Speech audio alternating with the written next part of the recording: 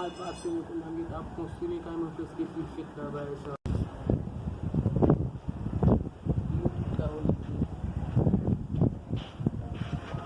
Presque tout fait, mais c'est mes dans nos mois qui là, nous venons dans la main, une petite pave, mais d'ailleurs, dit qu'il vous demande dans la main, ça la tout pas presque tout fait, mais le canard pour peut-être là, la boue, tu vas péter la main, boue, mais là, bon bagage, tu vas péter la main.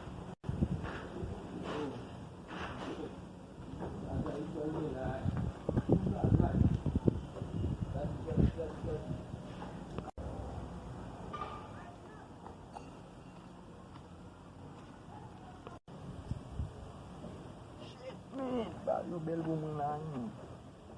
Swag gap tombe men. Bel la pou men. La jan de jere men. Ket men. On lot vi men. On lot ane men. Ten mata pou nou pon sa non men. Bel swag. Yo Dicky pa on jwet men jan moun nou diyan men. An pasan men. Basan dan de nek sa ou nou men. Ket men. Deminaj men kon baye sa men baye. Sa kamyel pou mwen men. Yo kon let kon kamyel men baye. Sa ma zi ban pou kamyel men. Ket men. Tadi sa, on Dicky men yade fon la kay men kon nan.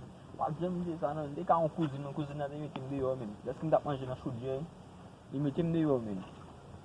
Nan la men yade kon nan la mwen, la bina kay mwen men, nan set chen mabal manje.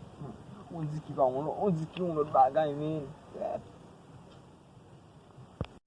Mse, ma prevoke mse men, pa ka pe yo jira men. Ou popte la men, di va popte yo nou, gade. Gade di kon baye men. Gade gade mouzik le yo men. I'm fine men.